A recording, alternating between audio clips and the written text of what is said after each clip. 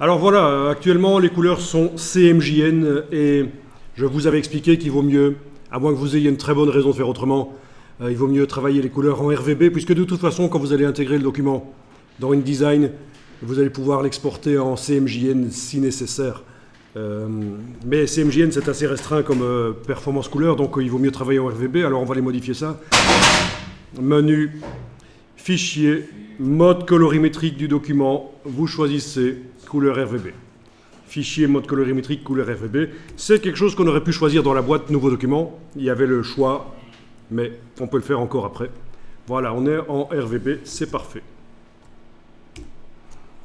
Alors autre chose qu'on va modifier, c'est la transparence, qui nous ennuie toujours. Quand on demande d'afficher la transparence, c'est des damiers pourris.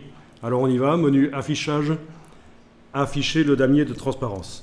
Puisqu'en fait, dans Illustrator, je vous rappelle que le fond blanc, là, c'est de la transparence, en fait. Et si vous faites des objets blancs, vous n'allez pas pouvoir voir la différence entre les objets blancs et ceux qui sont transparents. Donc, il faut absolument pouvoir, de temps en temps, aller activer la transparence. Donc, c'est pas génial comme damier, bien sûr, c'est pourri.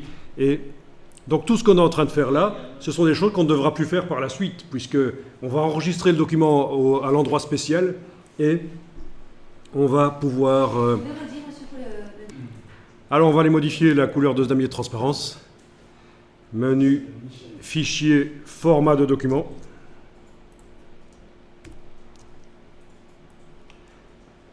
Oui, parce que le problème dans Illustrator, contrairement à Photoshop, c'est que ça se règle pour chaque document en fait.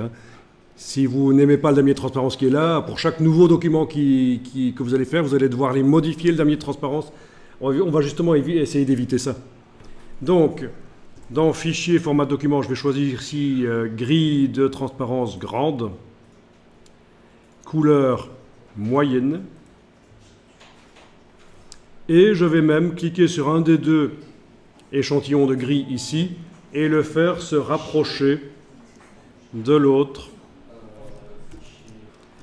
Donc vous choisissez l'un ou l'autre, par exemple je vais prendre le plus clair, je clique sur lui, et il est possible que vous ayez cette palette couleur qui est propre au Mac en fait. Sur Windows, ce sera un truc différent. Voilà, et qu'est-ce que je dois faire? J'ai cliqué sur celui-là, je dois l'assombrir un peu pour qu'il ressemble plus à celui d'en dessous. Je ferme. Voilà, ils sont semblables, mais pas encore assez. Je clique à nouveau, j'assombris, je ferme. Voilà, je trouve que c'est sympa comme damier de transparence. Là, c'est pas agressif, c'est doux. Donc je clique sur OK. Et voilà, ça me paraît bien. Voilà, alors tout le reste de Illustrator pourrait être modifié. Si vous utilisez souvent certains motifs, vous allez pouvoir faire en sorte qu'ils soient d'office dans chaque nouveau document que vous créez. Même chose pour les couleurs, même chose pour tous les brushes, tout peut être modifié. Alors on va peut-être par exemple aller ajouter des motifs. Donc menu, fenêtre, nuancier. Bon, une des choses que je vais faire ici dans le nuancier, c'est que je voudrais des nuances de grande taille. Donc je vais peut-être aller ici dans le menu fenêtre, demander affichage par grande vignette. Ensuite, je vais ajouter certains motifs qui existent déjà, qui sont livrés avec Illustrator, mais je pourrais ajouter des motifs que j'ai fait moi-même ou qui viennent du web, bien sûr. Donc vous avez ici la bibliothèque. En bas à gauche, l'icône de livre, c'est la bibliothèque.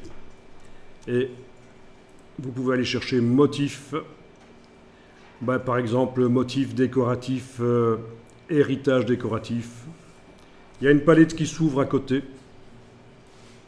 La palette, pour voir ce qu'elle contient, je vais aussi agrandir ces vignettes. Affichage par grande vignette.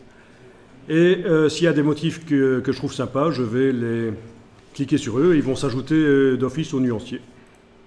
Voilà.